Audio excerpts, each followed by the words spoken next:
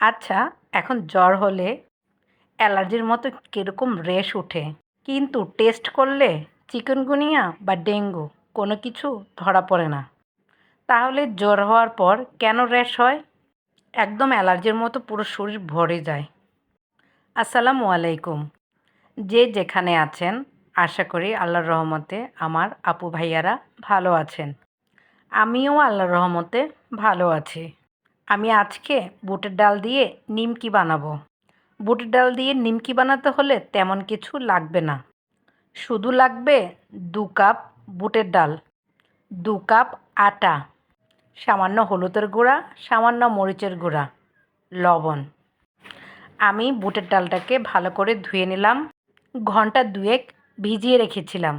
তারপর ভালো করে সিদ্ধ করে নিয়েছি। সিদ্ধ করার পর এর ভিতরে আমি ২ কাপ আটা দিয়ে রুটি কাই করার মতো কাই করে নিয়েছি। ভালো করে মথে রুটি বানিয়ে নিয়েছি। তারপর নিমকি স্টাইলে কেটে নিয়েছি। আমি এই নিমকিটা ২ ভাবে বানিয়েছি। একভাবে যখন রুটি বানিয়েছিলাম তখন আমি এর ভিতরে তেল বা আটার ব্যাটার আমি লাগাইনি। শুধু রুটি বানিয়ে নিমকি স্টাইলে কেটে নিয়েছি। আপনারা আপনাদের পছন্দ শেপে নিমকি কেটে নিতে পারেন। আমি আরেকভাবে করেছি। আমি আটা এবং পানি দিয়ে একটা ব্যাটার করছি। ব্যাটারটা পাতলাও হয় নাই আবার ঘনও হয়নি। তারপর আমি রুটি বানিয়ে নিয়েছি। রুটি বানানোর পর এর ভিতরে আমি তেল দিয়েছি।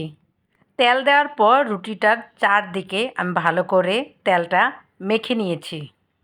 তারপর ব্যাটারটা আমি হাত দিয়ে লাগিয়ে নিয়েছি রুটির চারপাশে।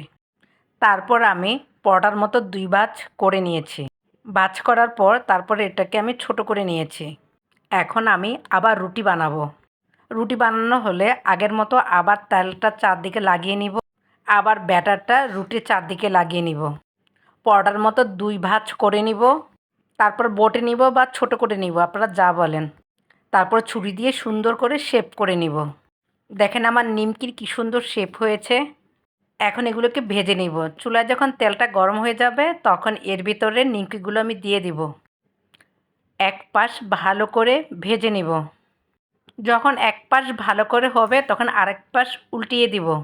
ভালো করে ভাজা না হলে ভেঙে যাবে, তাই এক পাশ হলে আরেক পাশ উল্টিয়ে দিব।